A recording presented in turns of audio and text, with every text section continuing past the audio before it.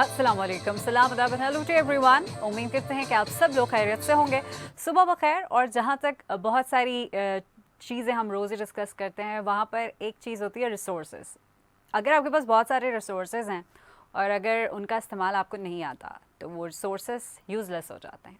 इसी तरह ज़िंदगी में बहुत सारी ऐसी चीज़ें होती हैं, ऐसे टूल्स होते हैं जिनसे हम ज़िंदगी को बेहतरीन बना सकते हैं, या ऐसी प्लानिंग हम करते हैं जिससे हम और बहुत सारी चीज़ों को प्रोग्रेसिव वे में आगे बढ़ा सकते हैं। तो अगर आपके पास भी वो सारे टूल्स हैं तो उनको इस्तेमाल करें ताकि आप अच्छे दिखें, आपकी ज़िंदगी बेहतर दिखे और आप अच्छे से इस ज़िंदगी को इन्जॉय कर सकें।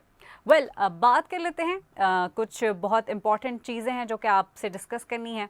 बहुत सारी ऐसी ख़बरें हैं जो कि वीकेंड पर होती हैं, जैसा कि हमने देखा कि पिंडी से ऑस्ट्रेलिया की टीम कराची आई और 2 रोज़ा मैच जो टेस्ट सीरीज़ होनी थी वो शुरू हो गई। 2 दिन का टेस्ट मैच भी हुआ, क्योंकि थोड़ी सी पिच अपसेट नज़र आई, इस वजह से मैच थोड़ा मज़ेदार नहीं था, जिस पे बड़े सब लोग खफा भी हुए, नाराज़ भी हुए। पीसीबी के कुछ उसमें बड़े ओहदेदारान भी मौजूद हैं, वहीं पर ऑडियंस ने भी बहुत ज़्यादा सोशल मीडिया पर इस बात का चर्चा किया।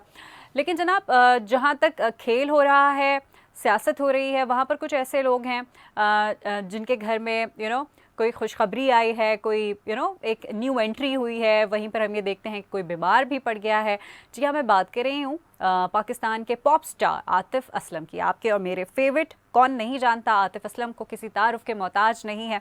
और पाकिस्तान की बात हो, भारत की बात हो या पूरी दुनिया में, आतिफ असलम को लोग बहुत चाहते हैं, बहुत मोहब्बत करते हैं। और मोहब्बत का सबूत दिया उस घड़ी में जब आतिफ असलम और उनकी फैमिली मुश्किलात का शिकार रहे। पाकिस्तान के बारूद गुलकार आतिफ असलम के वालिद दिल का दौरा पड़ने के बाद अब सेहतयाब हो गए हैं।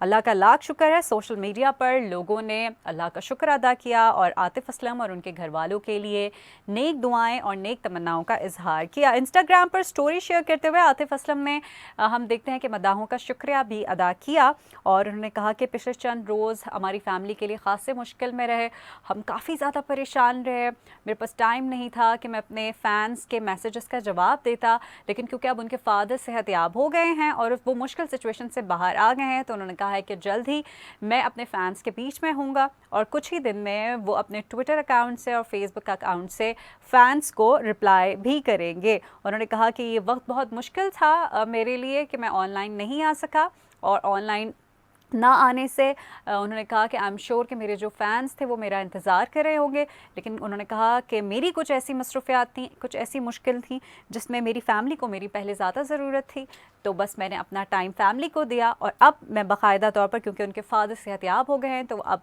बाकायदा तौर पर पैगामात का जवाब भी देंगे। और आतिफ असलम ने मज़ीद ये भी कहा कि आप सब हमें अपनी दुआओं में यूँ ही याद रखें, क्योंकि हम आपके बग़ैर कुछ भी नहीं है। जी हाँ, जो स्टार बनता है, बड़ा स्टार, उसको पब्लिक ही बनाती है, आवाम ही उसको स्टार बनाती है। आतिफ असलम ने अपना करियर अगर देखा जाए तो अंडरग्राउंड बैंड्स के थ्रू पहले किया, फिर उसके बाद उनका एक गाना आदत आया और आदत इतना ज़्यादा हिट हो गया कि उनको आसमान की बुलंदियों पर पहुंचा दिया। और आतिफ असलम आज पूरे पाकिस्तान का नाम फ़ख्र से बुलंद कर रहे हैं पूरी दुनिया में अपनी मौसीकी से, अपनी गायकी से। फिर हम अगर कोक स्टूडियो की बात करते हैं जनाब, तो कोक स्टूडियो में उन्होंने बड़ा ही एक सूफियाना कलाम भी गाया जो कि आपने और मैंने बहुत ही पसंद किया। वहीं पर सोशल मीडिया की बात कर लेते हैं। सोशल मीडिया एक ऐसी ताकत है जनाब कि अगर आपके पास कुछ नहीं है और आपका सोशल मीडिया पर एक्सेस है तो आप बहुत कुछ कर सकते हैं। जी हाँ, मैं बात कर रही हूँ इमरान खान साहब की। इमरान खान साहब ने हाफिजाबाद में कल खिताब किया, बड़ा जारहाना खिताब था, लोगों ने बड़ा उनको अप्रिशिएट किया। वहीं पर हमने देखा कि ट्विटर पर एक ट्रेंड निकल गया, मैं इमरान खान हूँ। सब ने कहा कि मैं इमरान खान हूँ। जो इमरान खान से मुत्तफिक है इस वक्त, जो इमरान खान के विजन को, उनके एजेंडे को, उनके नज़रिए को समझता है, उसने बाकायदा तौर पर इंडिविजुअल हैसियत से अपना ट्वीट किया और कहा कि मुझ में भी एक इमरान खान है और मैं इमरान खान हूँ। यानी कि इमरान खान साहब जो बातें कहते हैं, जो आइडियोलॉजी वो रखते हैं, जो नज़रिया वो रखते हैं, उनके नज़रियों को लोगों ने बहुत सराहा और लोगों ने अप्रिशिएट किया। वहीं पर लोगों ने कहा कि हम खुद भी चाहते हैं कि पाकिस्तान एक फ़लाई रियासत बन जाए, और साथ में हैशटैग करके लोगों ने कहा कि मैं इमरान हूँ। अच्छा, वहीं पर जहाँ पर फ़लाई रियासत की बात हो रही है, तो एक साहब उन्होंने ट्विटर में लिखा कि एटलीस्ट किसी ने फ़लाई रियासत बनाने की बात तो की, मैं इमरान हूँ। तो ये एक सिलसिला रहा। इमरान खान को लोगों ने बड़ा अप्रिशिएट किया, टॉप ट्रेंड बन गया उनका ये जिस तरह से हमने देखा कि लास्ट वीक जो टॉप ट्रेंड था वो था कांपे टांग रही हैं, ठीक है ना। तो कांपे टांग रही है के बाद इमरान खान का हाफजाबाद का जो ये जलसा हुआ, उसके बाद जो टॉप ट्रेंड बना रहा वो ये कि मैं इमरान हूँ। तो अभी इस वक्त देखा जाए तो ट्विटर पे बहुत सारे इमरान खान नज़र आ रहे हैं, शख्सियत के हवाले से अगर देखा जाए, नज़रिए के हवाले से देखा जाए, और जिस तरह से वो बातें करते हैं, सोच, अगर सोच आपकी मुस्बत है, आप अगर अच्छे इंसान हैं और किसी आपको फॉलो कर रहे हैं तो अच्छी बात है। वेल, आगे बढ़ते हैं, और जहां मैं इमरान खान साहब की बात कर रही हूँ तो इमरान खान का जलसा, कल एक तारीखी जलसा हुआ, जारहाना खिताब किया इमरान खान साहब ने। और जब इमरान खान साहब खिताब करते हैं तो उनकी पूरी कमांड होती है, उनके स्क्रिप्ट पर उन्होंने कहा 3 चूहे घर से निकले करने चले शिकार। और उन्होंने आगे ये नहीं कहा कि एक चूहे को खा गई बिल्ली बाकी रह गए 4, ऐसा उन्होंने अभी नहीं कहा। लेकिन हो सकता है कि आगे जो सियासी मंजरनामा बदल रहा है उसके बाद ये बच्चों की जो नज़म है उसको आगे भी रिवाइज़ किया जाए। एक और जारहाना खिताब करते हुए नजर आए वज़ीर आज़म इमरान खान साहब। उन्होंने कहा 3 चूहे घर से निकले करने चले शिकार, मगर खुद ही वो शिकार हो गए। वज़ीर आज़म अदम एतमाद से निमटने के लिए हम ये देखते हैं कि कल बड़े पुरएतमाद नज़र आए। उन्होंने जो एजेंडा बनाया था पहले दिन से, उन्होंने फिर से उसकी अक्कासी की। हाफिजाबाद में उन्होंने धुआंधार खिताब किया, और ख़िताब उनका सिर्फ़ और सिर्फ ये जो अदम एतमाद की तहरीक है और अपोजिशन जमातें हैं उस पर उन्होंने बहुत सारी बातें की। उन्होंने कहा कि जो नामवर करप्ट हुक्मरान हैं वो हुकूमत गिराने की बातें करते हैं। उन्होंने कहा कि वोट इस वक्त ख़रीदे जा रहे हैं, वोटों से लोगों की नीलामी की जा रही है, वोट ख़रीद कर बोली लगाई जा रही है। उन्होंने कहा जैसे कि हम देख रहे हैं कि लास्ट वीक से कांपे टांग रही हैं, कांपे टांग रही हैं। अब जो भी कोई मीडिया प्रेस कॉन्फ्रेंस होती है या जो भी कोई सियासी बयान आता है उसमें ये कांपे टांगने का जिक्र हो रहा है। तो इमरान खान साहब ने भी रिवायत को निभाते हुए कांपे टांगने की फिर से बात की। उन्होंने कहा कि कांपे टांगने का जो जिक्र है अब वो होता रहेगा। उस्मान बुज़दार की उन्होंने तारीफ़ की, और उन्होंने कहा कि मगरिब ये बात जानता है, जो आलमी ताकतें हैं वो ये बात जानती हैं, और उनका अपना नज़रिया है एक जज करने का। जो उनके सामने ज़्यादा झुकता है वो ये समझते हैं कि वो ग़ुलाम है। तो इमरान खान साहब ने कहा कि मैं मगरिब को बहुत अच्छे से जानता हूँ, और जो लोग उनके सामने झुकते हैं वो उनको पैरों की जूती समझते हैं। उन्होंने कहा मगरिब उन्हें हिकारत से देखता है, और उन्होंने कहा कि ये लोग चाहते हैं कि मगरिब की पासदारी करना, उनकी तायद करना, तो ऐसा नहीं होगा। इमरान खान साहब ने बहुत ही जारहाना खिताब किया, अपोजिशन को भी उन्होंने आड़े हाथों लिया। अपोजिशन को मुखातिब करते हुए कहा कि ये लोग मुझे भगाना चाहते हैं, लेकिन मैंने इनको भगाने की मुकम्मल तौर पर पूरी तैयारी कर ली है। तो जनाब ये इमरान खान साहब का कुछ बयान रहा। बाकी नून लीग की अगर हम बात करते हैं तो जनाब नून लीग और पीपल्स पार्टी, जी पीपल्स पार्टी, ये वही पीपल्स पार्टी है जो नून लीग के दर पे कभी जाना नहीं चाहती थी। फिर जब अदम एतमाद की तहरीक शुरू हुई तो हमने देखा कि पीपल्स पार्टी दौड़ी दौड़ी दौड़ी दौड़ी लाहौर चली गई, और लाहौर वाले भी दौड़े दौड़े दौड़े चौधरी बरादरान के पास चले गए।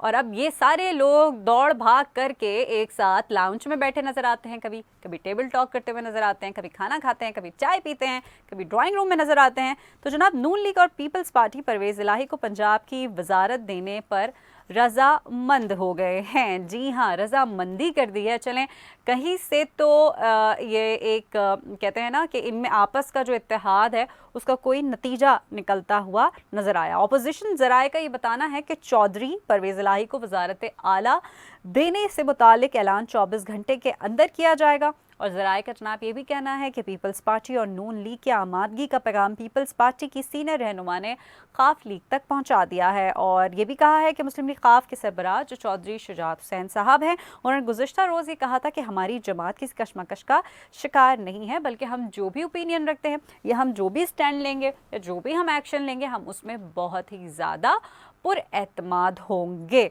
इस वक्त हमारे साथ मौजूद हैं जमशेद चीमा साहब, पीटीआई से आपका ताल्लुक़ है। Thank you so much sir आपके वक्त का। सर हमने कल जारहाना खिताब करते हुए देखा इमरान खान साहब को। इमरान खान साहब एक जगह हाफिजाबाद में खिताब कर रहे हैं तो दूसरी जगह अपोजिशन गठजोड़ करने की कोशिश कर रही है। आप कैसे देखते हैं इमरान खान का जो ये सियासी महाज है, जो जल्द से जुलूस अभी जो निकालने का एक ट्रेंड शुरू हो गया है, क्या इमरान खान साहब वापस अभी आ गए हैं सियासत में? देखें बेसिकली तो हमारी जब इकोनॉमिक परफॉर्मेंस बेहतर हुई है जी, कोरोना के बाद हमने 4.7% के हिसाब से ग्रोथ शुरू की है, फिर हमारी एक्सपोर्ट तेजी से बढ़ना शुरू हो गई, लार्ज स्केल मैन्युफैक्चरिंग बढ़नी इम्प्रूव करके, आपकी ज़राअत इम्प्रूव करके, आपकी यू कैन से कि हाउसिंग सेक्टर इम्प्रूव कर गया, तो सारे टैक्स कलेक्शन जो है ये 1300 रुपये बढ़ गई, पिछले साल ये 800 रुपये बढ़ी थी। सही। तो आप कह लें अगले साल फिर 1200 रुपये बढ़ रही है। तो ठीक। टैक्स कलेक्शन को जो तहमीज मिली है, फिर जो एक सारे इंडिकेटर इकोनॉमिक परफॉर्मेंस के बेहतर हुए हैं जी। या फिर बेरोजगारी कम हुई है। ये 6.1% पे बेरोजगारी मिली थी, आज 4.1% पे है। तो गुर्बत के नंबर नीचे गए हैं, मिडिल क्लास बढ़ी है। तो कोई ऐसा इंडिकेटर नहीं है जो जिसमें इम्प्रूवमेंट आई हो। जब इम्प्रूवमेंट आई है तो आपकी जो हमारी अपोजिशन है वो तवक्को कर रही थी कि हम इकोनॉमिकल मुहाज पे फेल हो जाएंगे जी। और गवर्नमेंट अपने बोझ से गिर जाए। गवर्नमेंट ये बार बार कहते थे कि गवर्नमेंट अपने बोझ से गिर जाएगी। तो जब उन्होंने देखा कि ये तो फ्लाई करना शुरू हो गया, गिरना तो दूर की बात है, ये तो फ्लाई करना शुरू हो गए हैं, सही। तो वो इस तरफ चले गए हैं। फिर उन्होंने बताया कि जी आप यू कैन से कि आप बाहर मैदान में निकल के देखिए, लोग आपसे बड़ी नफरत करते हैं, लोग मर गए, मर गए, बेरोजगार हो गए, इकोनॉमी तबाह हो गई, इस तरह की बातें। और उसका हम कहते थे कि आप इंडिकेटर देखें, कहते नहीं ये फिक्रें होगी ना, ये तो आप कह लें ड्राइंग रूम की बात है, इसको कोई नहीं समझता। आप जाके किसान से पूछें, मजदूर से पूछें, रेडी वाले से पूछें, मुलाजम से पूछें। हम उसके मुलाजम से पूछने चल पड़े, हम उसके रेडी वाले से पूछने चल पड़े, किसान को पूछने चल पड़े कि भाई हम आपके पास आए हैं, हमारे प्राइम मिनिस्टर का नाम इमरान खान है, इनकी ओपिनियन है कि हमने बड़ा अच्छा परफॉर्म किया, तो आप कैसा समझते हैं। वो लाखों की तादाद में निकलना शुरू हो गया। हमारी वो अजहार यकजहती कर है प्राइम मिनिस्टर इमरान खान के साथ। तो जब पीटीआई गवर्नमेंट के साथ आप कह लें कि तारीखी जलसे, तारीखी तादाद में लोग आए हैं और शौक से आते हैं, चार तरह होता है, यूथ है, खवातीन है, किसान है, मजदूर है, बूढ़ा है, पढ़े लिखे है, हर बंदा आ रहा है। तो आज आप कह लें कि ये हमारा सियासी पावर को कि हम अवाम में पॉपुलर हैं, हम अनपॉपुलर नहीं है। हम we are the most popular party, we are the largest party. हम एक दिन कराची में जलसा करते हैं, दूसरे दिन दिल्ली में करते हैं, तीसरे दिन पिंडी भटिया में करते हैं, चौथे दिन मुल्तान करते हैं। हम कर सकते हैं। आप छोटी छोटी रीजनल पार्टीज हो, आप कह लें कि बंदे खरीद के आपको लाने पड़ते हैं, पैसे दे के लाने पड़ते हैं। सारा आपने बिलावल बच्चे को लॉन्च करना था, तो बच्चे को लॉन्च करने पे इतने पैसे अरबों में लगे, 5,000 बंदा नहीं लेके जा सका वहाँ पे। क्या नाम है कराची में। जी चीमा साहब, आप बोल रहे हैं कि जो जलसे जुलूस पीटीआई करता है उसमें जो लोग हैं वो मोहब्बत से सरशार होकर आते हैं और बाकी जो ऑपोजिशन जमा कर रही है वो पैसों की बुनियाद पर कर रही है। वहीं पे मौलाना साहब कह रहे हैं आप लाखों लोगों की बातें कर रहे हैं, 10 लाख लोगों की बातें कर रहे हैं, वो कह रहे हैं 172 ही ले आए। वो 172 हमारे तो पूरे हैं, 172 तो लाने हैं। तो वो कह रहे हैं आप सामने ले आए। हमारे पास तो 179 है ना। नहीं, वो तो कानून के मुताबिक लाने हैं ना। सही। कानून के मुताबिक जो 180 बंदे, 179 बंदे हमने तो पूरे कर दिए। जिस दिन सेनेट के इलेक्शन के 3 दिन बाद हमने तो पूरे कर दिए। ठीक है, हम इस मौलवी की खास के लिए रोज लेके आए, हमें यही काम रह गया कि इस मौलवी को राजी करने के लिए रोज लेके आए, हलवा लाए, बंदे लाए, क्या करें। बेसिकली देखें, ये बारी मौलवी की है, हमारी नहीं है। ये बारी शहबाज शरीफ की है जिसने एक दिल्ली की करप्शन की रिपोर्ट में। ठीक है, ये उसकी बारी है, ये बच्चे की बारी है। वहां से 5,000 ना लाए ना, 100 आपने जो उसके 56 है वो ले आए। सही। या 172 बंदे ले आए, उसे 5,000 लाने की क्या जरूरत थी। कितने लोगों को पार किया, इतने पैसे लगाए, पसीना बह रहा था बच्चे को। ठीक है। तो अच्छा, बिलावल ये कहते हुए नजर आ रहे हैं कि इमरान खान के नंबर पूरे नहीं है, इसीलिए वो मुश्किल में नजर आ रहे हैं। मैं कहता हूँ कि देखें, नंबर तो हमने पूरे नहीं करने। इस बार नंबर पूरे करने की ड्यूटी उनकी है। सही। हमारी जब ड्यूटी थी हमने पूरे कर दिए। ठीक है। ठीक है, हमने जितने देखें, हमने जितने भी कवानीन पास कराए, वो आप कह लें स्टेट बैंक के हवाले से हो, वो 30 कवानीन अपना ह्यूमन वेलफेयर के हवाले से हो, वो बल्दियात के हों, वो इलेक्शन कमीशन के हों, इलेक्शन प्रोसेस के हों, वो जितने भी कवानीन थे हमारा जब दिल करता है हम पास करा देते हैं। जी। तो नंबर पूरे करके कराते हैं ना। जी जी। वो अक्सरियत की बेस पे करते हैं। हम तो कर रहे हैं। तो आज उन्होंने चैलेंज किया कि जनाब सिचुएशन बदल गई है, आपको लोगों का हासिल नहीं रहा, तो हम आप पे वोट ऑफ नो कॉन्फिडेंस करते हैं। सही। तो हमने कहा जी बिस्मिल्लाह, उन्होंने करार जमा करा दी। अब बंदे उन्होंने लेके आना है। ठीक है, तो ये तो नहीं है कि वो एक जिम्मेदारी उनकी है तो वो जलसे में खड़े होकर कहें कि जी वो आप बंदे लेके आए। भाई कुत्ता कान ले आ गया, क्या मतलब आम काना बात करते। बेटा इस बार आपकी जिम्मेदारी है। अच्छा, हमारी जिम्मेदारी नहीं है, हमने पूरा थोड़ी सी बात कर लेते हैं एमक्यूएम और काफ लीग की। तो ये आप कैसे देख रहे हैं दोनों को साथ? ये हमारे इत्तेहादी हमारे साथ रहेंगे, कोई इशू नहीं है बस। अच्छा, लेकिन बिलावल कह रहे हैं कि मुत्तहदा को साजिश के जरिए पीपल्स पार्टी से दूर किया गया, तो साजिश की किसने थी ये? साजिश तो जाहिर है लालच ही करवाता है, सबसे बड़ी साजिश तो लालच होता है ना, कि आप कराची शहर के सारे फंड्स खा जाएं, कराची शहर को नौकरियां ना दें, अंदरूनी सिंध तफसद फैलाएं, नौकरियां बेच दें और कराची वालों को नौकरी ना दें, कराची वालों के नाले साफ ना करें, कराची वालों की सड़कें ना बनाएं, कराची की जमीनों पे कब्जा कर लें, कराची के कब्रिस्तानों पे कब्जा कर लें, कराची वालों के प्लाजों पे कब्जा कर लें, वहाँ कत्ल गारत करें, वहाँ भत्ता वसूल करें अपने वोटर से, ठीक है। तो ये साजिश ही होती है। अब करना किसने है, वो शर्जील ने मेमन करता है, ये जफारी साहब करते हैं, या दी करती है, ये बिलावल खुद करता है, कौन करता है मुझे नहीं पता, ये अब्दुल्ला शाह करता है, क्या करते हैं, यही करते हैं और किसने करनी है, हुकूमत की है, बाकी किसी ने क्या करना है। अच्छा, जहां हम बात कर रहे हैं, इतनी सियासत में गर्मा गर्मी हो रही है, बिलावल भुट्टो ज़रदारी साहब बड़ा मैसेज दे रहे हैं, उनको जो भी प्लेटफॉर्म मिल रहा है, उनका बॉडी लैंग्वेज जो है वो बता रहा है कि अब वो उनको सियासत करनी आ गई है, जैसे कि लोग सोशल मीडिया पर भी बातें कर रहे हैं, लेकिन जहां सियासत कर रहे हैं वहाँ पर वो इंजॉय करते हुए भी नजर आ रहे हैं। पीपी के अरकान कौमी असम्बली के हमरा कल फिल्म देखने चले गए, वो वीकेंड मना रहे थे। नहीं, वो खुद तो कम एंजॉय कर रहे हैं, लोग ज्यादा एंजॉय करते हैं, लोगों की वो क्या नाम है कंपेंट टांगती रहती है बेचारों की, तो वो एंजॉय करते रहते हैं। कभी वो आप कह लें कि चीनी उगना शुरू हो जाता है, कभी अंडे 200 रुपए किलो हो जाते हैं। तो एक मैं समझता हूँ कि Bilawal is a good entry सियासत में, Bilawal is a good entry. ये मुफ्त के लिए एंटरटेनमेंट है। अच्छा। ये अगले 20 साल भी एंटरटेनमेंट है, ना इसको जुबान आनी है, ना इसको कोई इसमें विजडम है कोई। ये यही बेचता रहेगा कि मतलब एक नाम की बहुत बड़ी कंफ्यूजन है बिलावल भुट्टो ज़रदारी, एक नाम की बहुत बड़ी कंफ्यूजन है। लिहाजा ये तो एक एंटरटेनमेंट है। मैं समझता हूँ इस तरह के कोई ना किरदार होना चाहिए सियासत में, ये बहुत सीरियस किरदार सारे हों तो ठीक है। अच्छा चीमा साहब, आखिरी सवाल आपसे करूंगी। आपने कहा कि MQM आपके इत्तेहादी हैं और साथ हैं, लेकिन हम ये देख रहे हैं कि कल एक खबर आई कि मुत्तहदा ने हुकूमत छोड़ने के लिए ऑपोजिशन से मुतालबात अपने मनवा लिए हैं। देखिए, अगर हमारे इत्तेहादी छोड़ देंगे तो खुदा न खास्ता तो ये आप कह दें फिर हमारे पास अक्सरियत नहीं रहेगी। अक्सरियत नहीं रहेगी तो फिर क्वेश्चन खत्म हो गया।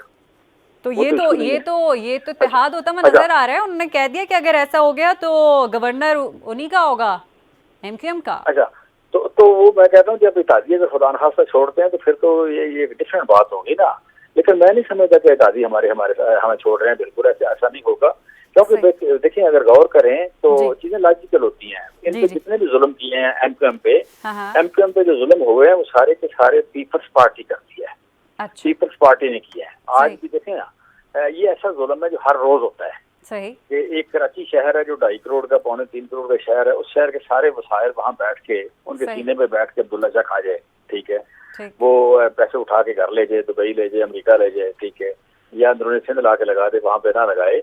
तो ये एक ऐसा दुख है जो कई साल से वो सह रहे हैं। अच्छा, गवर्नर सिंह का ओहदा MQM को देने पर गौर किया जा रहा है, पीपल्स पार्टी कर रही है। आप क्या समझते हैं, पीपल्स पार्टी इतना जस्टिफाई कर सकेगी MQM के साथ इस बार, या तो सबके इस वक्त देखें हम तो इंटरेस्ट एक ही है सिर्फ? पीपल्स पार्टी को जस्टिफाई करना मुश्किल नहीं है, ये जस्टिफाई करना MQM को मुश्किल होगा। सही। कि MQM पे सारे जुल्म उन्होंने किए हैं, ठीक है, तो वो फॉर नो रीजन वो MQM को सपोर्ट कर, MQM पीपल पार्टी को सपोर्ट करे तो वोटर पूछेगा तो सही कि भाई आप क्या करें। ये तो एक ऐसी पार्टी है कि जो हमारे आईनी हकूक हमें नहीं देती। आईनी हकूक अगर नहीं देती, हम इनके किए हुए इस्तेसाल के मारे हुए हैं। इनका बनाया जो इस्तेसाली निज़ाम है, हम उसका शिकार है पिछले 13 साल से। तो आप किन के साथ बैठ रहे हैं? ये जस्टिफाई करना MQM को मुश्किल होगा। अच्छा, पार्टी जो जालिम है, आप काफिल के बारे में क्या कहते हैं? इस्तेसाली तबका है, वो तो इस्तेसाली तबका है, इस्तेसाल करने वाला माड़े बंदे को साथ बैठा ही लेता है किसी दिन प्यार से। अच्छा, तो आप ये बोल रहे हैं कि वो फारिग हैं, कोई किसी काम के नहीं है? क्या आपका कहने का मकसद ये है कि MQM की कारकर्दगी कहीं अप टू द मार्क नहीं है, तो इसीलिए वो साथ बिठा रहे हैं, कमजोर को साथ बिठा रहे हैं, कमजोर समझ के? मैं ये नहीं कह रहा कि अप टू मार्क परफॉर्मेंस है कि नहीं है, ये एक हकीकत है कि आप जो वहाँ की गवर्नमेंट है, गवर्नमेंट पीपल्स पार्टी के पास है, तो गवर्नमेंट के पास होती है। एक प्राइवेट बंदा तो इजाज कर सकता है, मांग सकता है, वो आप कहते हैं कि कन्विंस कर सकता है, इख्तियार तो दूसरे के पास है ना। अब जिसके पास इख्तियार है वो अगर आप कह लें कि पिछले 13 साल से जुल्म कर रहा हो तो एक दिन प्यार से साथ बैठा ले, अच्छा, तो वो जब टाइम गुजर जाएगा फिर तो थप्पड़ मारेगा, भगा जाएगा। वो इंसाफ करने को तैयार नहीं है, वो इंसाफ तो नहीं कर रहे। वो कराची के साथ 13 साल से जुल्म हो रहा है, एक ही बंदा कर रहा है, एक ही पार्टी कर रही है, तो वो किसी दिन प्यार से बैठा लें तो आप बैठ जाएं, जी उसी को अपना मसीहा समझ लें, आप जालिम को मसीहा समझ लें या कातल को मसीहा समझ लें, कसाई को मसीहा समझ लें, तो फिर आपके लोग तो पूछेंगे, जो डिपेंडेंट है आप पे, कि भाई आपको वोटर पूछेंगे कि आपने किया क्या। सही। अच्छा, ये आप ये जहाँ डिबेट जा रही है, इस पे एक और सवाल मैं करना चाहूँगी, आखिरी सवाल है चीमा साहब। जैसे आप बोल रहे हैं कि कसाई और हजामत करने वाले में फ़र्क रखना चाहिए, और इसी तरह हमें ये भी पता होना चाहिए कि इस सिटी को कौन ओन करता है, कौन ओन नहीं करता, या कौन ओनरशिप लेने की कोशिश कर रहा है और इसका मिसयूज़ कर सकता है। तो जब सारी चीज़ें इतनी क्लियर हैं, तो फिर एमक्यूएम को तो इस वक्त पीपल्स पार्टी के साथ होना चाहिए था। नहीं होना चाहिए और नहीं होंगे वो। अच्छा, ना उनको होना चाहिए, ना होंगे। सही। लेकिन पीपल्स पार्टी का आप कह लें कि सेट फार्मूला है कि किसी न किसी को पैसे ऑफर कर रहे होते हैं। सही, ठीक तो या आप कह लें कि पार्टियों में डिफरेंस ऑफ ओपिनियन भी होता है। सही। तो डिफरेंस ऑफ ओपिनियन किसी का हो, किसी बंदे का कोई दिल कर रहा हो, किसी पार्टी को रिलेशनशिप ठीक हो, अच्छा। तो वो दूसरों को छोटा मोटा कह रहा हो, तो वो कहें इनसे भी मुज़ाकरात करें, तो मुज़ाकरात तो आप तक नहीं होते हैं। तो बाकी मेरा नहीं ख्याल कि एमकेएम की जाने की वजह है, यानी कि लॉलीपॉप दिया जा रहा है। जी डेफिनेटली। और दूसरा एमक्यूएम के बनने की वजह ये आपका कोटा सिस्टम था जी। एमक्यूएम के बनने की वजह कोटा सिस्टम था। एमक्यूएम के बनने की वजह पीपल्स पार्टी जी। बहुत बहुत शुक्रिया जमशेद इकबाल चीमा साहब, आपके वक्त का बहुत बहुत शुक्रिया। Thank you. जमशेद इकबाल चीमा साहब हमारे साथ मौजूद थे और उनका यही कहना था कि क्योंकि इस वक्त एमक्यूएम के अपने तहफ़्फ़ुज़ात हैं और हुकूमत की जो एक्सपेक्टेशंस हैं अपने हुकूमती इत्तेहादियों से वो कुछ अलग हैं। लेकिन अब जो ये ख़बर है कि जनाब मुत्तहदा ने हुकूमत छोड़ने के लिए अपोजिशन से अपने मुतालबात मनवा लिए हैं, सवाल ये पैदा होता है कि वो मुतालबात कौन कौन से हैं, और इन मुतालबात को मंजूर करने की या इस पर जो भी रिएक्शन आता है उसकी ज़मानत आखिर किसने दी है। हम ये देखते हैं कि वज़ीर आज़म इमरान खान के ख़िलाफ़ तहरीक अदम एतमाद कामयाब बनाने के लिए अपोजिशन के हुकूमती इत्तेहादियों के साथ राब्ते तेज़ हुए। वहीं पर एमक्यूएम के अहम मुतालबात भी मान लिए गए हैं और आसिफ अली ज़रदारी साहब ने एमक्यूएम को सिंध हुकूमत का हिस्सा बनाने को तैयार वो हो गए हैं। तहरीरी मुआहदा करने से मुतालिक एमक्यूएम का मुतालबा भी तस्लीम कर लिया गया है और ज़राए का ये भी कहना है कि अपोजिशन ने तहरीक अदम एतमाद की हिमायत के लिए एमक्यूएम के तमाम मुतालबात को मान लिया। इस पर हम बात कर लेते हैं। उसामा कादरी साहब हमारे साथ मौजूद हैं, एमक्यूएम के रहनुमा। Thank you so much Usama आपके वक्त का। उसामा, हम ये देख रहे हैं कि एमक्यूएम के मुतालबात को मान लिया गया है, तो इसकी ज़मानत किसने दी है? देखिए, बहुत शुक्रिया आपका। मेरा ख्याल ये है कि एमक्यूएम ने अब वाज़ेह तौर पर अपने मुतालबात जो सामने रखे थे वो सिर्फ इस हवाले से रखे थे अपोजिशन के सामने कि जिसमें ये बात वाज़ेह होगा कि सिंध के शहरी इलाकों के साथ ज्यादतियों का सिलसिला जारी है और उसके अजाले के लिए कि तमाम पाकिस्तान को पता चलना भी चाहिए कि ये ज्यादतियां हो रही हैं। तो एक लेकिन इसमें जो है एमक्यूएम ने अपने खदशात और अपनी शहरी इलाके के लोगों की ख्वाहिशात को मद्देनजर रखकर एक अपना विजन जो है वो अपोजिशन के सामने रखा है। लेकिन इसमें मेरा ख्याल ये है कि सियासी जमातों की आपस में जमानत तो और या गारंटी तो कोई नहीं होती है। इसमें अखलाकी तौर पर जो है जो बड़ी सियासी जमातें हैं अपोजिशन की, उनको जो है उनको एतमाद में लिया है एमक्यूएम ने, और बल्कि अखलाकी तौर पर भी अगर कोई वादे किए जाएं तो यकीनन उसको पूरा करना जिम्मेदारी बनती है। लेकिन माजी के तजर्बात जो है वो बहुत अजीब व गरीब रहे हैं कि जिस बुनियाद पर जो है एमक्यूएम भी अदम तहफ़्फ़ुज़ का शिकार है कि अगर खुदा न खास्ता कोई ऐसी मूव होती है कि जिसमें एमक्यूएम जो है अपोजिशन के साथ जाती है, तो फिर उसके बाद जो होने वाले मामलात हैं उसमें कोई पेशरफ्त हो भी पाएगी या नहीं। लेकिन मैं ये समझता हूँ कि इसमें जो है कोई भी अगर ऐसा अमल होता है तो उसके लिए ये जरूरी है कि फिर आईनी, अखलाकी और अदालती कोई ऐसा मैकेनिज्म हो कि जहां से जमानत या गारंटी की बात की जाए ताकि उस पर अमल दरामद भी हो सके। सही। अच्छा, जहाँ तक आपने बात किया कि मैंने आपसे सवाल किया कि ज़मानत किसी ने दी है, तो आपने कहा इखलाकी तौर पर जो चीज़ें होती हैं वो सब हो गई हैं। मुतालबात के हवाले से कुछ बताइए, कौन कौन से मुतालबात जो है वो पीपल्स पार्टी ने आराम से मान लिए हैं, या आपको लगता है कि वो उसकी पासदारी भी करेगी? देखिए, मुतालबात तो एमक्यूएम के बेसिकली वही हैं जो हमने जो इस सिंध के पूरे सूबे के लिए और सिंध के शहरी इलाकों के लिए क्योंकि मुतालबात वही हैं कि यहाँ पर लोगों के साथ जो है नौकरियों में जो ज्यादतियाँ की गई 40% और 60% जो कोटे का था उसकी खिलाफ वर्जी की गई है। 140A का जो है उसकी आईनी रूह के मुताबिक उस पर अमल दरामद होना चाहिए। इसमें जो है अपना हल्का बंदियों के हवाले से जो बंदिशें लगाई गई हैं और अपने जहन के मुताबिक जो चीजें की गई हैं, तो उस हवाले से एमक्यूएम ने वो तमाम तर चीजें अपोजिशन के सामने रखी हैं। लेकिन बदकिस्मती ये है कि ज़बानी कलामी मान लेने से वो चीजों पर अमल दरामद नहीं हो जाता, क्योंकि हमने भी आवाम में जाना है, लोगों के पास जाना है और उनसे राय भी लेनी है। लेकिन अभी इस वक्त जो है जो भी तमाम तर चीजें हैं, जो भी एमक्यूएम के मुतालबात हैं, एमक्यूएम ने अभी अपने बनाए हैं, अपने सामने रखे हैं और जो है अपोजिशन के सामने भी रखे हैं। लेकिन अभी एमक्यूएम ने कोई हतमी फैसला नहीं किया, बल्कि एमक्यूएम जो है अपनी राब्ता कमेटी की बाहमी मुशावरत से मेरा ख्याल 48 घंटों में कोई फैसला जी आज एक बड़े ऐलान मुतवक्का है, तो आप क्या समझते हैं कि ये वही ऐलान होना है? नहीं जी, आज जो है मुशावरतों का सिलसिला जारी है। एमक्यू का अब जो है वो इस्लामाबाद जा रहा है, जी जहां पर अपोजिशन और हुकूमती नुमाइंदों से भी उनकी मुलाकात होगी और अभी इसमें वक्त है तो हनूज दिल्ली दूर सही। उसामा हमारे साथ है? जी आप कुछ बता रहे थे। जी, मैं बस यही बता रहा था कि अभी जो है इसमें कोई ऐसी बातचीतों के सिलसिले जारी हैं जिसमें हुकूमती इत्तेहादी जमातें जो हैं उनसे भी हो रहे हैं और गवर्नमेंट से भी आज इंशाल्लाह मुज़ाकरात होंगे और बातचीत होगी और इसी तरह अपोजिशन के साथ भी राब्ते हैं। और हमें उम्मीद है कि पाकिस्तान की बेहतरी के लिए, जमहूरियत की बका के लिए और 22 करोड़ आवाम की बेहतरी के लिए अगर कोई ऐसा फैसला होता है कि जिस पर तमाम 22 करोड़ आवाम की बेहतरी और भलाई के लिए कोई चीज हो, तो एमक्यूएम उस अमल में साथ होगी। सही। अच्छा, एमक्यूएम की हम बात करते हैं, अगर आपस की ही बात करें तो खबर ये भी है कि आप लोग खुद डिसाइड नहीं कर पा रहे कि किसका साथ देना है, किसका नहीं देना, और आपस में ही उलझ रहे हैं, इस तरह की खबरें भी बाहर आई हैं। नहीं, देखिए ऐसा मेरे ख्याल एमक्यूएम वो वाहिद जो है जमात है कि जिसमें मुशावरती अमल तो यकीनन होता है कि जिसमें इख्तिलाफ राय भी होता है, लेकिन वो इख्तिलाफ जो है मुहज़्ज़िबाना और कमरे के अंदर होता है। सही।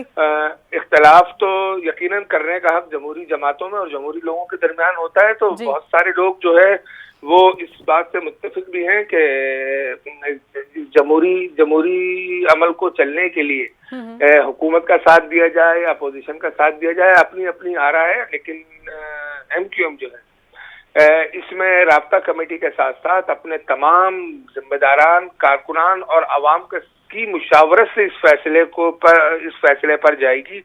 ऐसा नहीं है कि वो टेबल के ऊपर या राब्ता कमेटी जो है खुद फैसला कर ले, क्योंकि बहुत अहम और बड़ा फैसला होगा अगर कोई भी करने जाती है तो उसके लिए वो जो है अपने कारकुनान के दरमियान जाएगी और वहां से जो है जब उसको मंजूरी मिलेगी तो फिर वो किसी चीज पर अमल दरामद करने की पोजीशन में। लेकिन सवाल ये है कि एमक्यूएम कैसे एतबार करिए पीपल्स पार्टी पर फिर से, क्योंकि हम माजी की चीज़ों को उठाकर देखें तो कुछ रिजल्ट अच्छे साबित हुए नहीं, तो अभी क्यों? और अगरचे बात मफादात की है, मुल्की मफादात की है, अपने शहर को संभालने की बात है, लोगों की बात है, तो फिर बल्दियाती कानून भी तो एक टॉपिक था, उस पर क्यों नज़र नहीं आया साथ साथ?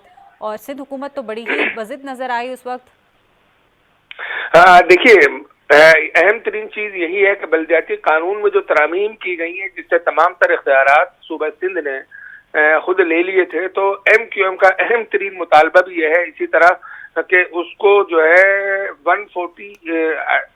18वीं तरमीम के 140A की जो शिक है उसकी तशरीह अब तो सुप्रीम कोर्ट ने भी कर दी है, तो उसको उसकी रूह के मुताबिक अमल किया जाए उसके ऊपर, ताकि कश्मीर से लेकर कराची तक तमाम लोगों को बुनियादी हुकूक यकसा तौर पर हासिल हो।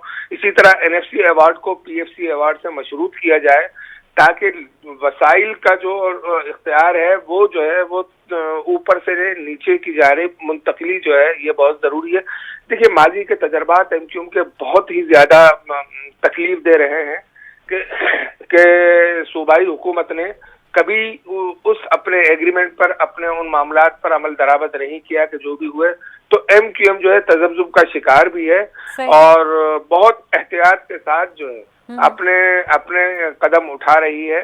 और लेकिन अगर गारंटी की कोई बात की जाए तो गारंटी जो है वो सियासी जमातों के दरमियान नहीं होती, बल्कि वो जो है गारंटी जो है वो अगर कोई ऐसा आईनी और कानूनी ऑप्शन हुआ तो आईनी और कानूनी और अदालती निजाम के तहत जो है MQM जो है जमानत की तरफ जाएगी।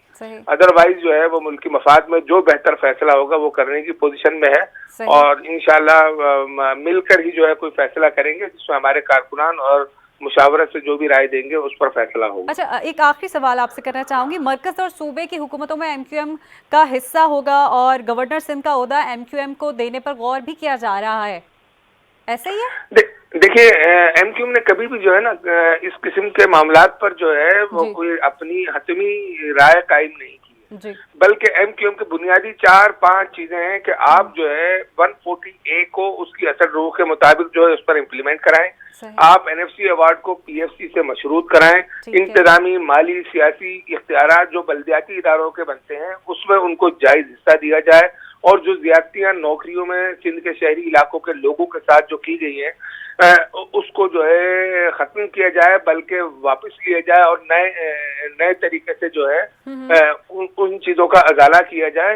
हल्का बंदियों में जो है जो लिसानी और तासुब की बुनियाद पर की गई हैं उसको वापस ले जाए। तो ये वो बुनियादी मसाइल है कि जिसकी बुनियाद पर अगर MQM ने कोई मुआहदा किया या अपोजिशन में गई तो मैं समझता हूँ ये 5-6 नुकात जो हैं ये ऐसे हैं कि जी अभी हुकूमत को गिराने के लिए पीपल्स पार्टी जितनी एक्टिव है, पीपल्स पार्टी सबसे हाथ मिला रही है और MQM की जहां बात आती है तो ऐसा लगता है कि पीछे बैकग्राउंड पे गाना चल रहा है, ये दोस्ती हम नहीं छोड़ेंगे। नहीं, मेरा ख्याल हमारी दोस्ती के जो तल्ख तजर्बे हैं वो जब भी हमने मुआहदा किया है इनसे और पीपल्स पार्टी को वजारत उज़्मा की कुर्सी पर बिठाया है तो उसके बाद जो है जो कत्ल गारत गिरी और जो ज्यादतियों के सिलसिले शुरू हुए हैं वो हम नहीं भूले। तो ये दोस्ती जो है दोस्ती नहीं बल्कि ये जो है हमारे साथ उनकी नफरत का इजहार था। लेकिन उसके बावजूद हम सूबे के मफाद में, अपने सिंध के शहरी इलाकों के मफाद में हम जो है इस तरफ भी कदम बढ़ाना चाहते हैं और हम ये नहीं कहना चाहते कि जिस सूबे में हम रहते हैं वहां पर हमारी जो है हमने उस सूबे पे होने वाली आवाम के साथ ज्यादतियों पर हमने अपना किरदार अदा नहीं किया कि उसके हल में हम कोई मददगार साबित हो। तो एक मौका आया है, इसमें फैसला करने की पोजीशन में है MQM, लेकिन तेरे वादे पे क्या एतबार करूं ये वाली चीज है। अच्छा, आपने जब बात की है तो मैं एक सवाल पूछ ही लेती हूँ। पीपल्स पार्टी और MQM की जब हम मफाहमत की बात करते हैं तो रहमान मलिक साहब का नाम पेश आता है, लेकिन अब क्योंकि वो है नहीं तो अब ये फराइज कौन अंजाम दे रहा है?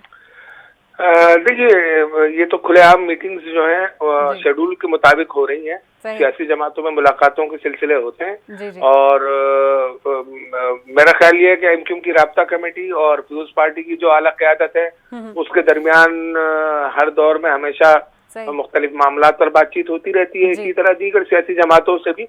तो मेरे ख्याल कोई ढकी छुपी कोई बात नहीं है, जो भी चीजें ओपन है और अवाम के सामने है। अवाम जो है इसको देख रही है कि अपने मफादात के लिए, ओहदों के लालच के लिए अगर MQM ये कर रही है तो यकीनन इसका भी मुहासबा होगा, एहतसाब होगा और अवामी मफादात के लिए बातचीत कर रही है दीगर सियासी जमातों से तो वो भी अवाम की नज़र में है। बहुत बहुत शुक्रिया उसामा कादरी आपके वक्त का।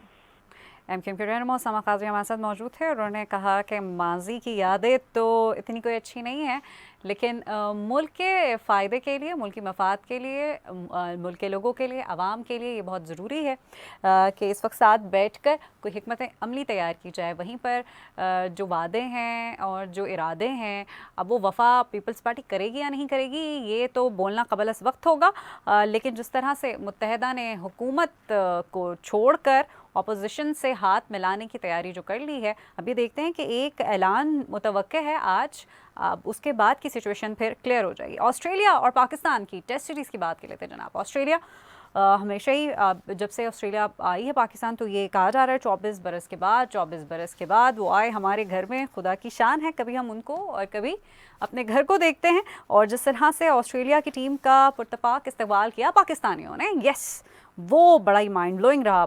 अच्छा, हम थोड़ा सा मैच से हटकर थोड़ी सी बात कर लेते हैं, क्योंकि ऑस्ट्रेलिया की टीम पाकिस्तान में है, मैचेस हो रहे हैं, और जो मैचेस हो रहे हैं उसमें जो लोगों की एक्साइटमेंट है वो तो ऑन पीक है, और वो ऐसी है कि लोग बड़े बड़े बैनर्स उठाकर स्टेडियम पहुंचे हैं और बैनर्स पर अपनी मनपसंद बातें लिखी हुई हैं। कराची के शायकीन क्रिकेट मैच में हम ये देखते हैं कि ऑस्ट्रेलिया के जो लेजेंड स्पिनर शेन वॉर्न है उनको भी नहीं भूले, उनके लिए भी बहुत सारी बातें लिखी गई, बैनर्स लोगों ने उठाए हुए थे हाथों में, और स्मिथ को भी हाय हेलो किया।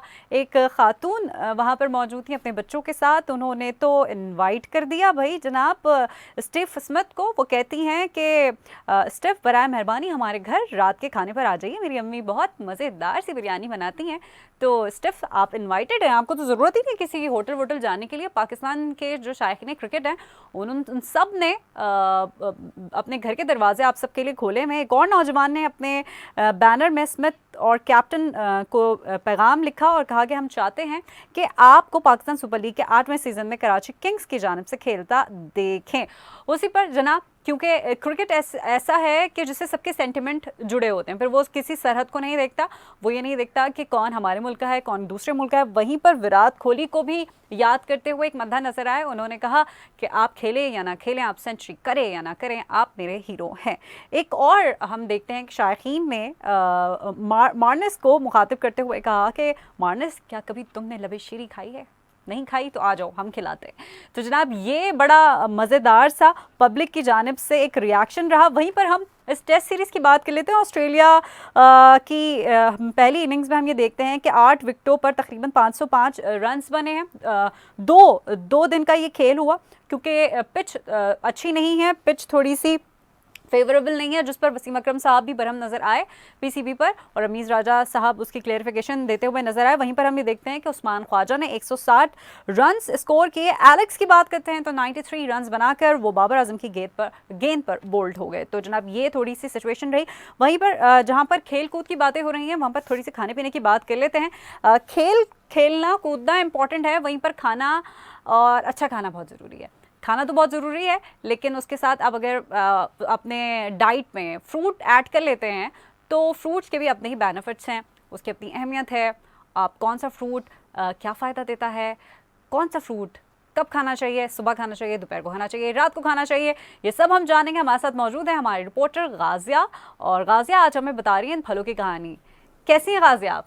मैं ठीक, महर आप कैसी हैं? I am good. आप ये बताइए कि ये फल सुबह जो हो रहे हैं, मेरा तो वाकई में बड़ा दिल कर रहा है कि इस वक्त फ्रूट सैलेड खा ली जाए। बिल्कुल ऐसा ही है, फ्रूट हर वक्त खाया जा सकता है। हर वक्त खाया जा सकता है? जी बिल्कुल, हर वक्त खाया जा सकता अच्छा। है। और इसके अलावा मैं आपको बताऊं कि फल जो है वो अल्लाह पाक की नेमतों में से एक नेमत है हमारे लिए, बेशक, जिसे हम खाकर जो है बहुत सी बीमारियों से भी दूर रह सकते हैं और अपनी जो है वो एनर्जी ले सकते हैं फलों से। बिल्कुल। तो सबसे पहले मैं आपको बताऊं कि जिस तरह हमारे मौसम है, गर्मी का मौसम है, सर्दी का मौसम है, तो गर्मी और सर्दी दोनों के फल जो है वो मुख्तलिफ हैं। बिल्कुल ऐसे और जिस तरह अभी सर्दियाँ गई हैं तो आपने सर्दियों में देखा होगा कि हर जगह हमें जो है वो कीनू नज़र आए, माल्टे नज़र आए। तो मैं आपको सबसे पहले बताऊं कि पाकिस्तान कीनू के पैदावार के हिसाब से 6ठे नंबर पर आता है। वाह। और ये इसकी पैदावार सूबा पंजाब में सबसे ज़्यादा होती है। ओके, ठीक है। और इसके अलावा जो है, और आपको मालूम होगा कि ये विटामिन सी से भरपूर है। क्या बात है। और ये अब चले गए हैं। मैं जी तो बिल्कुल, ये सोच रही चले थी गए कि और कहीं से मिल डॉक्टर्स जाए, ये, लेकिन अब तो बिल्कुल शॉर्ट हो गए हैं। जी बिल्कुल, और डॉक्टर्स यही कहते हैं कि जिस तरह मौसम बदले या जो भी मौसम का फल हो वो आपको ज़रूर खाना चाहिए, क्योंकि जाहिर सी बात है मौसम जिस तरह महीनों बाद आते हैं, तब्दील होते हैं, उसी तरह फिर वो चीज़ भी फिर हमें, आप समझे कि दूसरी चीज़ों में तो मिल जाती है, आर्टिफिशियल मिल जाते हैं जूसेस, लेकिन वो चीज़ जो नेचुरली ताज़ा फलों में मिलती है Organic, वो हमें उसमें नहीं मिल पाती। बिल्कुल ऐसे है। तो इस तरह से जो है विटामिन सी जो है, नारंगी जो है विटामिन सी लिए हुए है अपने अंदर बहुत सारे उसके साथ।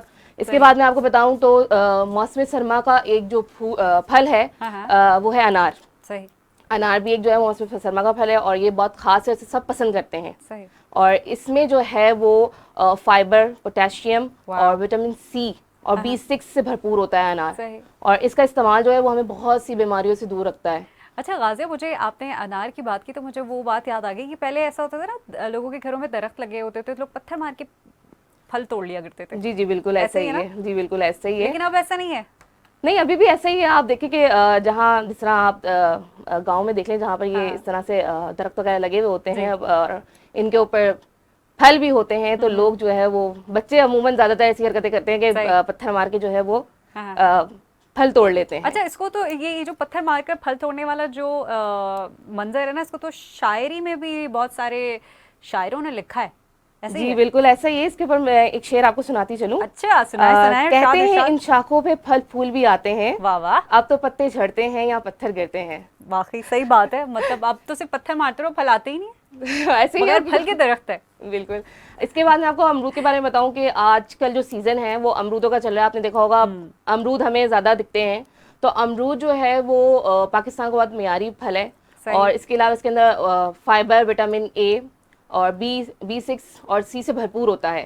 और ये फ्रूट बहुत ज्यादा खाया जाता है, और आपने देखा होगा ये फ्रूट सैलेड में और फ्रूट चाट वगैरह में बहुत ज्यादा इस्तेमाल होता है। वो डाइजेशन के लिए बड़ा अच्छा होता है। जी बिल्कुल ऐसे ही है, और इसको जो है डाइटिंग के तौर पे भी बहुत अच्छी तरीके इस्तेमाल किया जाता है, और ये बहुत ज्यादा फायदेमंद है। सही है। और इसके बाद मैं आपको बताऊं सेब। सेब के बारे में तो आपने सुना होगा कि एक सेब रोजाना खाएं और डॉक्टर से दूर हो जाएं। जी बिल्कुल ऐसे ही है। ऐसे ही है। आप खाती हैं? हाँ जी, जब एप्पल सीजन था तो मैं जरूर खाती थी रोज। नहीं, एप्पल जो है यानी कि जो सेब है वो हर सीजन में पूरा साल हाँ, लेकिन मिलता है। वो वाला एप्पल जो कि सीजनल होता है, यू नो, बड़ा फ्रेश होता है। जी जी बिल्कुल, और बहुत ज्यादा स्टोर का रखा हुआ होता है। बिल्कुल। सेब में जो है वो गिजायत और तवानाई के हिसाब से सेब जो है वो भरपूर बहुत ही अच्छा फल है, और बहुत सी बीमारियों से हमें बचाता है। और इसके अलावा मैं आपको बताऊं कि इसके अंदर एंटीऑक्सीडेंट्स, विटामिन्स, फाइबर्स और दीगर ग़िज़ाई अज्जा मौजूद होते हैं। सही। और आपका कभी जिस तरह शुगर लेवल डाउन हो रहा हो तो सेब मीठे होते हैं, आप वो खाएं तो आपका शुगर लेवल जो है वो समझे कि आप लेवल हो जाता है। क्या बात बहुत है, यानी कि इस चीज में भी मंगाए सेब जो है वो सेब जो है वो बहुत फायदेमंद है, और सेब जो है वो खून की कमी को भी पूरा करता है। बिल्कुल ऐसे ही है। और बहुत यानी कि बहुत सी चीजों में यानी कि अल्लाह पाक ने हर एक फल बढ़ाता है। बिल्कुल बिल्कुल, अल्लाह पाक ने हर एक फल में कुछ ना कुछ खासियत ऐसी रखी है कि इंसान उसे खाकर और बहुत से फायदे हासिल कर सकता है। बिल्कुल। अच्छा, जब सीजन आता है फलों का तो स्पेशली विंटर्स में जो फल वाले हैं वो अपना फल का जो ठेला है वो कितना खूबसूरत सजाए हुए होते हैं। और हमारा जो कराची है वो इतना खूबसूरत शहर है जहाँ पर मोहब्बत बहुत ज़्यादा है, और यहाँ पर यू नो आबादी ज़्यादा है, मसाइल ज़्यादा हैं। वहाँ पर हम ये देखते हैं कि जब ये सारी चीज़ें ज़्यादा हो जाती हैं तो जराइम भी बढ़ जाते हैं। तो ऐसी खबरें भी आई हैं कि पूरे पूरे ठेले ही गायब हो गए फलों से सजे हुए। वो बहुत ज़्यादा मोहब्बत करने वाले होंगे ना, फलों से ठेले गायब कर देते होंगे। तो यानी कि वो जो फल चोरी हो गए ना, उनकी FIR हम कटवा रहे हैं। सही, ऐसे ही चले। अच्छा चले, मैं आपको अब अंगूर के बारे में बताऊं। अंगूर भी जो है वो अंगूर तो खट्टे होते हैं। नहीं, मीठे भी होते हैं, जरूरी नहीं है कि खट्टे हो, मीठे भी होते हैं। अच्छा, इसको मुहावरतन भी बोलते हैं कि यार हमारे अंगूर तो खट्टे निकले। बिल्कुल बोलते हैं, ऐसे ही होता है, लेकिन जरूरी नहीं है कि हर बार ये मुहावरा दुरुस्त हो जाए। ओके, मीठे भी होते हैं। बिल्कुल मीठे भी होते हैं। अंगूर जो है वो एक बहुत लजीज फल है और बहुत ज्यादा जो है रस भरा फल है, और आपने देखा होगा ये सेहत के लिए बहुत अच्छा है। बाज़ औक़ात हम जिस तरह बुखार वगैरह में होते तो हमें यही सुनने को मिल रहा होता है बाकी सबसे कि इन्हें अंगूर खिलाइए, अंगूर जो है वो एनर्जी देंगे इसे। तो अंगूर जो है वो बहुत ज़्यादा फ़ायदेमंद होता है, और अंगूर की दुनिया भर में बहुत सी इक़साम मौजूद हैं। सही। और आपको मालूम होगा कि अंगूर को खुश करके जो है वो एक ड्राई फ्रूट भी बनाया जाता है। हाँ जी, किशमिश बनाई जाती है। अच्छा, किशमिश बन जाती है। अंगूर जो है वो ड्राई हो जाता है तो वो फिर किशमिश बन जाती है, और साल भर ये फल आसानी से हमें मिलता है। अच्छा। और मैं आपको बताऊं तो अंगूरों में कार्बोहाइड्रेट्स, प्रोटीन, विटामिन C और विटामिन K बहुत अहम है, जो कि ब्लड क्लॉटिंग को होने से रोकते हैं हमारे जिस्म में। और इसके अलावा विटामिन C जो है, यानी कि जो अंगूरों में विटामिन C पाया जाता है, वो टिश्यूज के लिए बहुत अच्छा है। सही। और अब तक की एक रिसर्च के मुताबिक अंगूर में, कहने को बहुत छोटा सा एक ये फल है जो कि आप देखें तो बिल्कुल एक छोटा सा दाना है, इसमें तकरीबन 1600 से ज़ायद नबाताती मुरक्कबात की शनाख्त की गई है। क्या बात है, क्या बात है, ऐसा है। और इसके बाद मैं आपको बताऊं तो केले के बारे में बताऊं। केले तो सबको पसंद होते हैं। केला अभी मैंने खाया भी था। खाया भी था, कैसा लगा आपको? वैसे ही लगा जैसा होता है। नहीं, बाजू का फीके भी होते हैं केले। नहीं, अच्छा था। इत्तेफाक केला जो है वो मैग्नीशियम से जो है वो भरपूर होता है। सही। और इसके अलावा रोजाना एक केला खाने से जो है वो आप समझें कि सेहत आपकी बहुत अच्छी रहती है। केला ले लें अपनी डाइट में, केला और सेब जो है वो शामिल रखें। अच्छा, लोग प्रॉपर बनाना डाइट करते हैं और जो लोग वर्कआउट करते हैं, जिम जाते हैं, तो इंस्ट्रक्टर यही सजेस्ट करता है कि आप लोग पूरा दिन केले खाएं। हाँ, चार्ली केले आप चैपलिन ले है। लें, आप अमरूद ले लें, आप सेब ले लें, यानी कि आप ये सारी चीज़ें ले लें, तो इन सारी चीज़ों में बहुत सी जो है ऐसी चीज़ें मौजूद है जो हमें बहुत ज़्यादा फायदा पहुंचा सकती है, सही, ठीक कि है। हमें किसी भी जो है ना उसकी डॉक्टर की ज़रूरत नहीं पड़ सकती। बच्चे बहुत शौक से खाते हैं। बिल्कुल ऐसे ही है। Yes। और आपको पता है एक केले में जो है वो 422 मिलीग्राम पोटेशियम मौजूद होता है। क्या बात है, पता ही नहीं होता, हम लोग खा लेते हैं। कितने खा केले लेते खा हैं, रहे? मैंने खा अभी लेते हैं। 2-3 खाए हैं। Yes। जी, और एक तहकीक के मुताबिक सबसे ज़्यादा यानी कि फलों की और सब्जियों की जो तहकीक की गई उसमें सबसे ज़्यादा जो है हाँ जी। वो केले को अहमियत दी गई। केला बहुत अच्छा है, इसमें जो है एंटीऑक्सीडेंट्स जो मौजूद होता है। हाँ। और एक और तहकीक के मुताबिक बताया गया है कि केला खाने से जो है वो आपका मूड भी बड़ा खुशगवार सा रहता है। अच्छा, तभी मैं बोल रही हूँ कि मेरा मूड क्यों अच्छा है गाजिया। यानी कि आपने खाया और तजुर्बा भी हो गया सामने आने के बाद।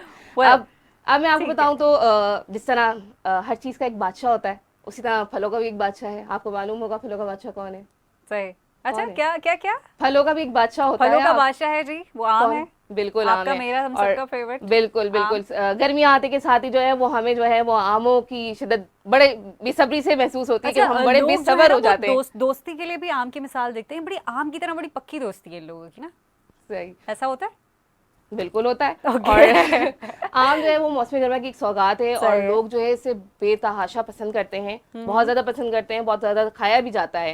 और इसकी काश्त जो है वो तकरीबन 4000 साल से हो रही है। Okay। और इसकी सैकड़ों इकसाम दुनिया भर में मौजूद हैं। सही। और हर एक आम का जायका अलग है, हर एक आम की रंगत अलग है, जी जी। और उसकी शक्ल भी अलग है। अच्छा। और आम में जो है वो कार्बोहाइड्रेट्स पाई जाती हैं, जी, विटामिन बिल्कुल। सी, बी, ए, यानी कि बहुत कुछ पाया जाता है। सही। और फास्फोरस, कैल्शियम और सेलेनियम, आयरन से भी भरपूर होता है।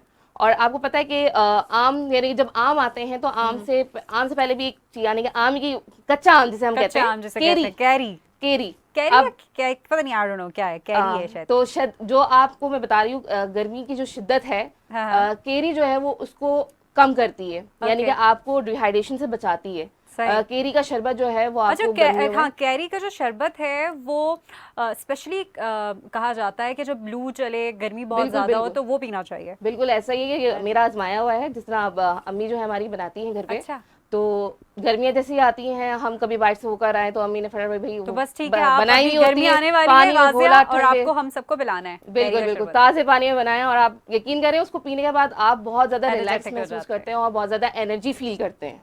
बिल्कुल, डिहाइड्रेशन जो हो जाती है उसको बिल्कुल बहुत जी, कम ऐसे करती ही है। अल्लाह पाक ने सारे फलों में जो है वो बहुत सी ऐसी खूबियाँ, ऐसी चीज़ें डाली अच्छा, हम हुई लोग हैं। कुछ चीज़ों को कितना फॉर ग्रांटेड लेते हैं ना, घर में फ्रूट्स पड़े होते हैं, हम नहीं खाते, हमें पता ही नहीं होता कि इसमें क्या क्या है। बिल्कुल बहुत कोई- मुश्किल से जो है ना, घर में बड़े जो होते हैं वो बच्चों को पकड़ पकड़ के उनके मुंह में डाल रहे होते हैं कि भाई खा लो, ये फायदेमंद है। जी बिल्कुल, इसी तरह मैं आपको कह रही हूँ कि हर एक फल में जो है अल्लाह पाक ने ऐसी चीज़ें मौजूद हैं, ऐसी चीज़ें मौजूद कि हमें डॉक्टर्स की ज़रूरत ना पड़े, लेकिन हम ऐसे खाते ही नहीं है। हम खाते हैं। हमारे पास मौजूद है, नेमत मौजूद है, क्या लेकिन बात। हम उसका जो है वो फायदा नहीं उठाते। फ़ायदा नहीं उठाते। बिल्कुल ऐसे ही जी। थैंक यू सो मच गाजिया, बहुत बहुत शुक्रिया आपका।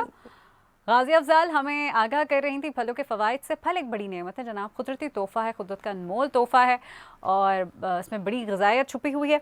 आगे बढ़ते हैं, क्योंकि सेहत के लिए फल बहुत ज़रूरी हैं, और सेहत को मेंटेन करने के लिए उसका चेक एंड बैलेंस बहुत ज़रूरी है। और जहाँ तक कोरोना की बात है, कोरोना अभी भी है, और कोरोना हो गया जनाब। किसको हुआ है बता रही हूँ मैं आपको। साबिक अमरीकी सदर हैं बराक ओबामा साहब, उनको कोरोना हो गया है, वो कोरोना का शिकार हो गए हैं।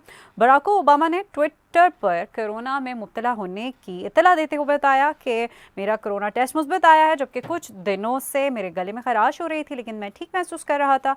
उन्होंने मज़ीद कहा कि उनकी जो वाइफ है अहलिया मिशेल, उनका कोरोना टेस्ट मनफी आया है, जबकि वो शुक्र करते हैं कि हम कोविड वैक्सीन और बूस्टर्स हमने डोजेस लगवाई हैं, लेकिन उसके बाद भी हमारे साथ ये इस तरह की जो सिचुएशन हो गई उसे कोप अप करने के लिए मुझे प्रॉपर तरीके से जो कोरोना की SOPs उनको फॉलो करना है, क्वारंटीन होना है, SOPs का ख्याल रखना है। तो कुछ दिनों के लिए वो मंजर से गायब नजर आएंगे। उन्होंने आवाम से अपील भी की है कि कोरोना केसेस कम हो जाएंगे, लेकिन फिर भी आप वैक्सीन ज़रूर लगवाइए। ये एक बड़ा अच्छा मैसेज दिया है बराक ओबामा साहब ने। उन्होंने कहा है कि कोरोना केसेस भले कम हो गए हैं, अब वो सिचुएशन नहीं है, लेकिन आप लोग ज़रूर कोरोना वैक्सीन लगवाएं। तो ये मैसेज था, और हमारे इस प्लेटफॉर्म से भी यही मैसेज है जनाब कि आप जहाँ रहें खुश खुर्रम रहें, सेहतमंद रहें, हंसते मुस्कुराते रहें। इसके साथ मुझे और मेरी पूरी टीम को दीजिए इजाज़त। खुदा हाफ़िज़।